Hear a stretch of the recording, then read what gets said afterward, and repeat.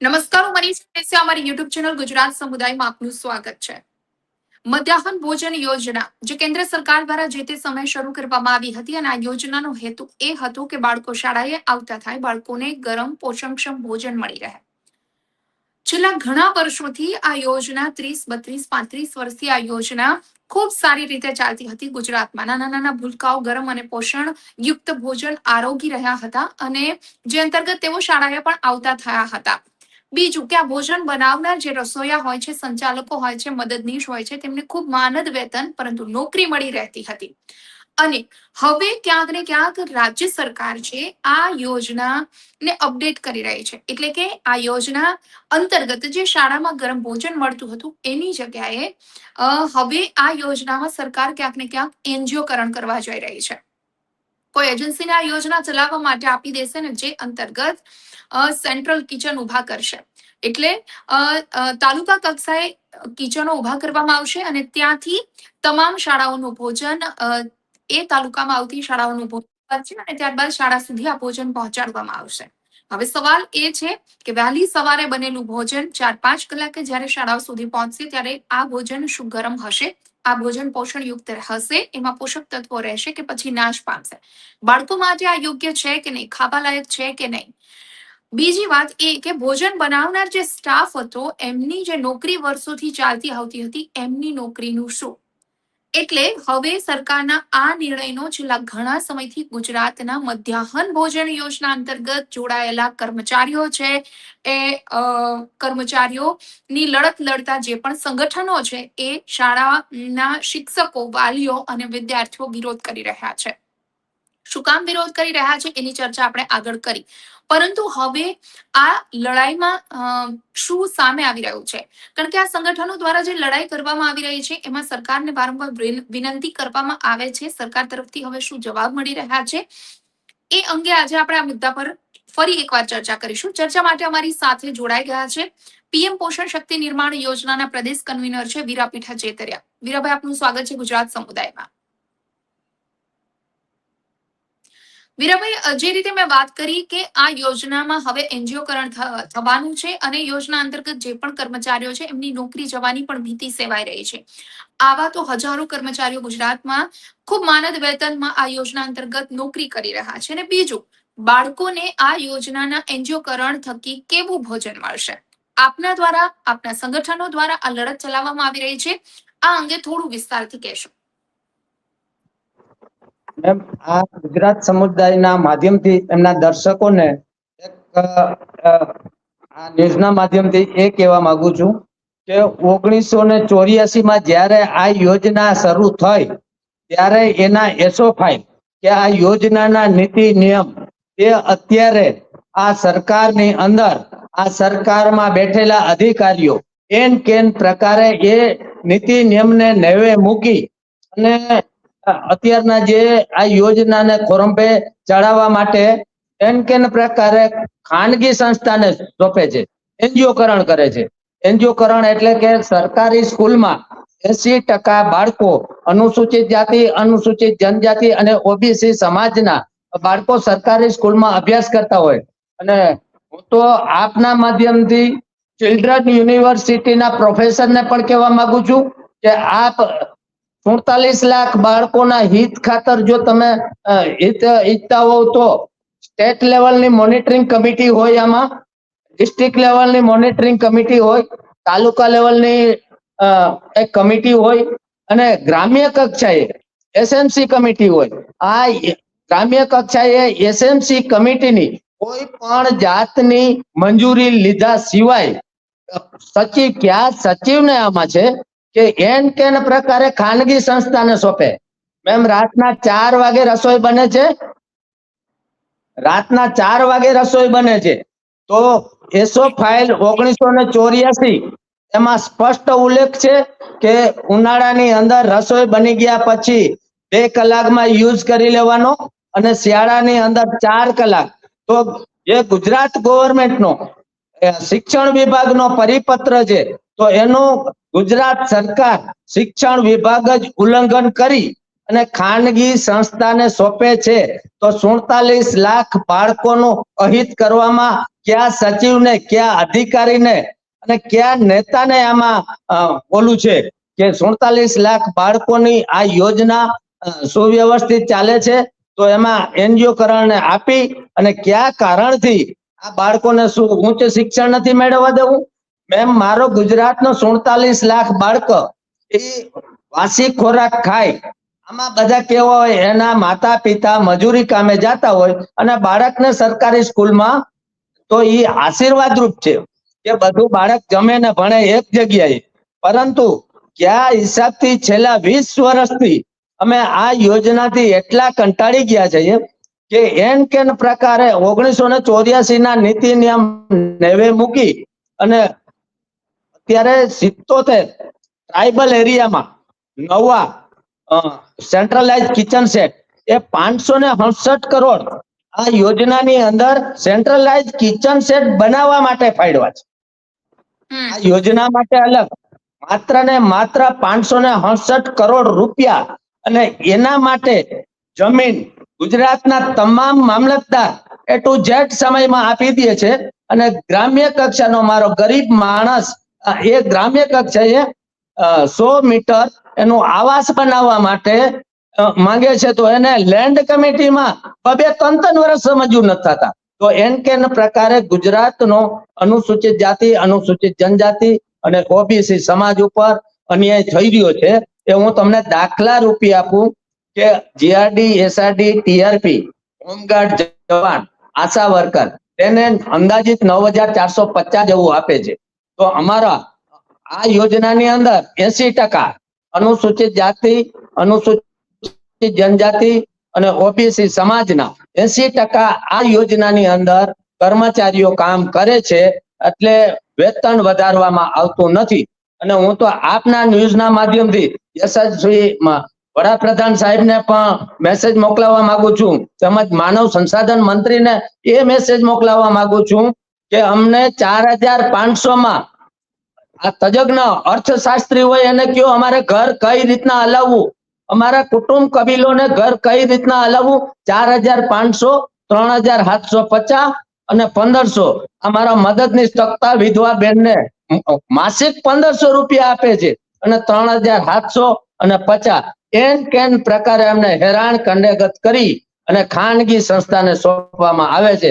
જ્યાં સુધી મારા કર્મચારીઓનું હિત નહીં છે અને 47 લાખ બાળકો એટલે કે આ પછાત જ્ઞાતિના બાળકોનું હિત નહીં છે, તો આખા ગુજરાતની અંદર અમે કલ્યાણપુર મુકામે દેવભૂમિ દ્વારકા છેવાડાનું ગામ છે, તો ત્યાં તાત્કાલિક એન્જિયોકરણ કરે છે. એમ 2012 ગુજરાત હાઈકોર્ટનો સ્ટે હોવા છતાં એ કેસ હલાવતા નથી. એ કેસ અમે જીતી ગયેલા છે 2012 ની અંદર. એ મારી પાસે પ્રૂફ શીખે છે, પણ એને પેન્ડિંગ રાખી હું આપના માધ્યમથી ગુજરાત સરકારના જે સીએમ ને એ કહેવા માંગુ છું, આ કેસ હલાવો અને આ કેસની અંદર જે જજમેન્ટ છે એ શા માટે પેન્ડિંગ રાખ્યો છે, શા માટે નથી હલાવતા? એ કેસની અંદર ખાનગી સંસ્થાનો સ્પષ્ટ વિરોધ છે અને સંચાલકો જીતી ગયા છે. એના હિસાબથી કયા સચિવે અને કયા કમિશનરે આ કેસ પેન્ડિંગ રાખ્યો છે અને બાળકોના અને પછાત જ્ઞાતિઓના હિત ખાતર આ કેસ શા માટે ચલાવતા નથી?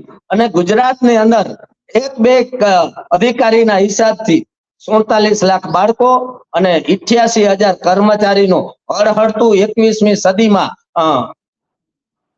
શોષણ થઈ રહ્યું છે. અને 1951 ના બંધારણ પ્રમાણે લોકશાહી ઢબે કોઈને લડે એટલે જેલમાં પૂરી દે, રેલી ના કાઢવા દે, એને રોડા કાઢે.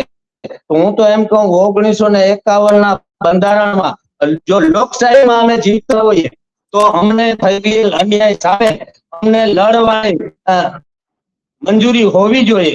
હું આજે આપના ન્યૂઝના માધ્યમથી બોલું છું કે હું 1951 ના બંધારણ પ્રમાણે લોકશાહીમાં જીવ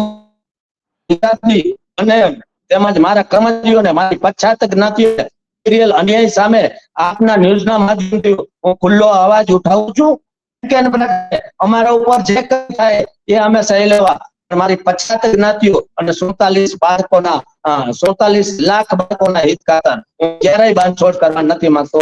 અને આ ગુજરાતની અંદર સ્પષ્ટ લખેલું છે કે પગાર વધારો માંગીએ તો એન કેન પ્રકારે હેરાન કનગત કરી અને મારા 1984 થી જે સંચાલક હતો એને એન કેન પ્રકારે ઈરાદાપૂર્વક છૂટા કરે છે. અમને પગાર 2 મહિને મળે છે મેમ, 3 કટકે પગાર પડે, એક 3700 પગારમાં 2 કટકે પડે અને મહિનાની 15-20 તારીખે. અને બીજું હું એ કહેવા માંગુ છું કે ગુજરાત સરકારના 182 ધારાસભ્યશ્રીઓ અને આ એનજીઓ લેઆઉટ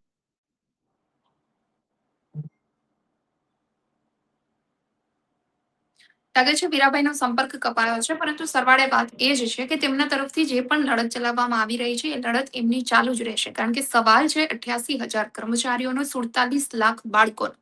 હવે આટલા બાળકોના ભવિષ્ય સાથે જો ચેડા થઈ રહ્યા હોય સરકારના એક નિર્ણયથી, તો તેમની પાછળ લડત ચલાવનારા આવા સંગઠનો, આવા કર્મચારીઓ મક્કમ છે.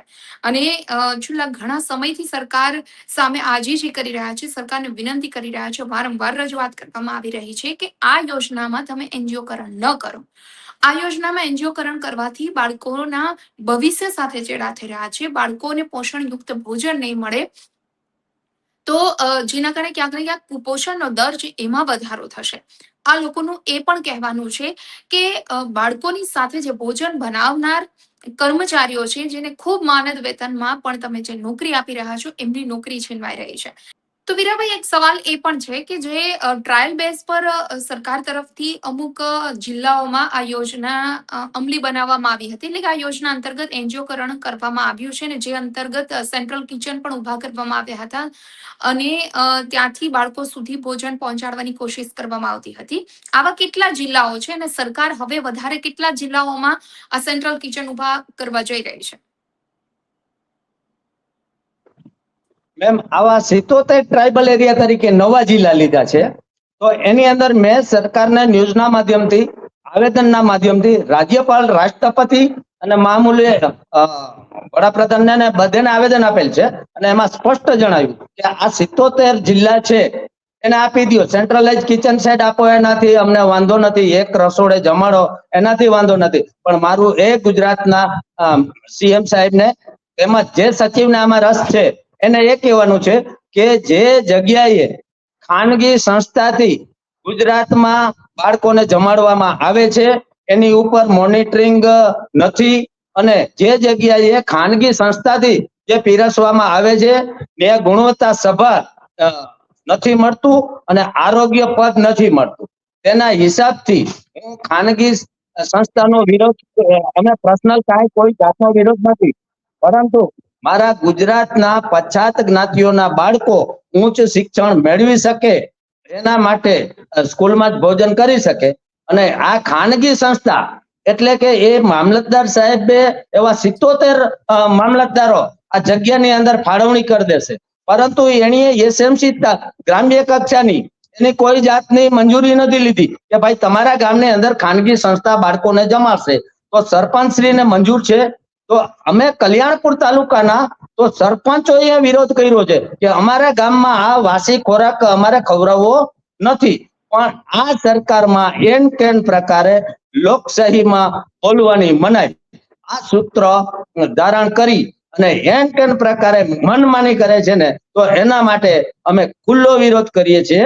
અને જે હું તો હજી ચેલેન્જ આપના માધ્યમથી કહું કે આપના દર્શકો જે ગુજરાત સમુદાયના દર્શકો હોય તેને હું ગુજરાત હાઈકોર્ટના જજીસને એ કહેવા માંગુ છું કે આ કેસ 2012 નો અમારો પેન્ડિંગ છે, તો સરકારશ્રીને કયો આ કેસ ચલાવે અને સુઓ મોટો સરકાર ઉપર કરો અને અમોને ગરીબ કર્મચારીઓને ન્યાય મળે, 47 લાખ બાળકોને ન્યાય મળે.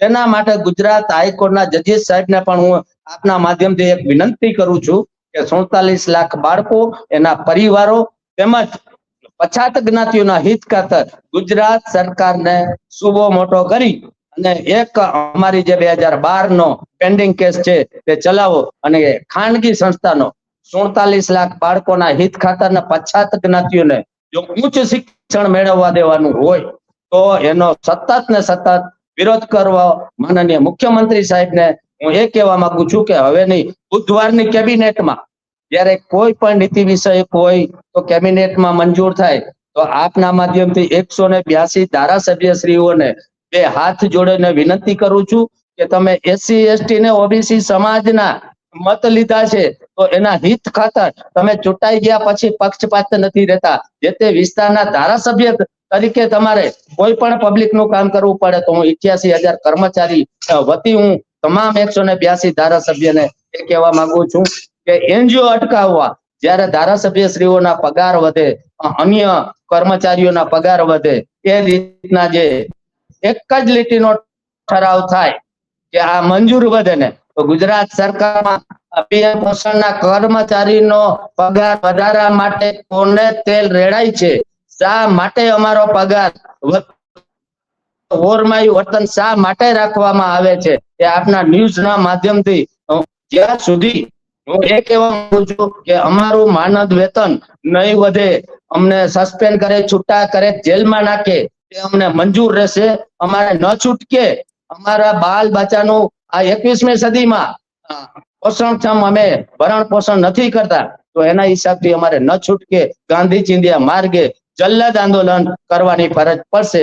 અમે સ્ટાર્ટ કરી દીધું છે, ભાણવર પણ કર્યું, ખંભાળિયા પણ રેલી કાઢેલી છે અને વિવિધ રાજ્યની અંદર એક ચેતના રેલી બાઇકમાં 5 જણા ડ્રેસ પહેરી અને ચેતના રેલીમાં આખા ગુજરાતમાં અમારી કેબિનેટ આજે કમિટી અમારી 5 જણાની બેસશે, એમાં નિર્ણય કરશું તો આખા ગુજરાતની અંદર અમને સહકાર મેળવવા માટે અમે વાલીઓને ગામડે ગામડે જઈ એવું અમારે ન કરવું પડે એના હિસાબથી હું આપણા ગુજરાત ન્યૂઝના માધ્યમથી માનનીય મુખ્યમંત્રી સાહેબને તેમજ 182 ધારાસભ્યશ્રીને તેમજ ગુજરાતના સાંસદ સભ્યશ્રીઓને કે તમે એસસી એસટી ને ઓબીસી ની સીટ ઉપર ચૂંટાણા હોવ તો જે આ પછાત જ્ઞાતિઓ 80% હોય આ યોજનાની અંદર, આ યોજનામાં કર્મચારીઓ પણ 80% હોય તો એના હિત ખાતર તમારે ગુજરાત સરકારને આ પ્રશ્નની રજૂઆત કરી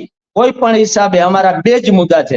ખાનગી સંસ્થાને ન સોંપવો અને 21મી સદીની અંદર હળહળતો થઈ રહેલ અન્યાય તો માનનીય યશસ્વી વડાપ્રધાન સાહેબને તેમજ એની કેબિનેટ, સીએમ સાહેબને તેમજ એની કેબિનેટ, શિક્ષણ સચિવ સાહેબને પણ એ કહેવા માંગુ છું કે હાસ્યાસ્પદ 21મી સદીમાં 4,500 રૂપિયાની અંદર મારો કર્મચારી ભાઈ રીબાઈ અને જીવન જીવી રહ્યો છે, એને કોઈ પણ જાતનું શોખ એના બાળકોનું કે ભરણ પોષણ નથી કરી શકતો, તેના માટે ન છૂટકે અમે કોઈ પણ પક્ષપાત નથી કરતા, ન છૂટકે અમને અન્યાય થઈ રહ્યો છે એ હક મેળવવા માટે અમે ન છૂટકે રોડ ઉપર ઉતરશું.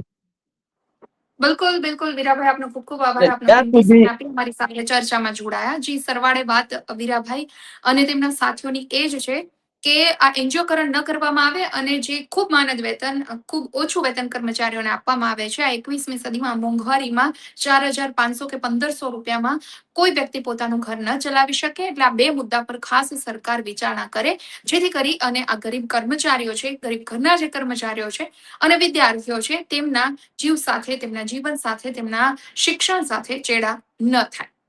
ચર્ચામાં અત્યારે બસ આટલું જ. કોઈ નવા ટોપિક સાથે ફરી જોડાશું. આજની આ ડિબેટ આપને પસંદ આવી હોય તો વિડીયો લાઇક એન્ડ શેર કરવાનું ભૂલશો નહીં અને ખાસ અમારી ચેનલ ગુજરાત સમુદાયને સબસ્ક્રાઇબ કરી લેશો. નમસ્કાર. વિડીયો પસંદ આવ્યો હોય તો લાઇક એન્ડ શેર કરવાનું ભૂલશો નહીં અને ખાસ અમારી ચેનલ ગુજરાત સમુદાયને સબસ્ક્રાઇબ કરી લેશો. આવતીકાલે કોઈ નવા ટોપિક પર ચર્ચા કરીશું.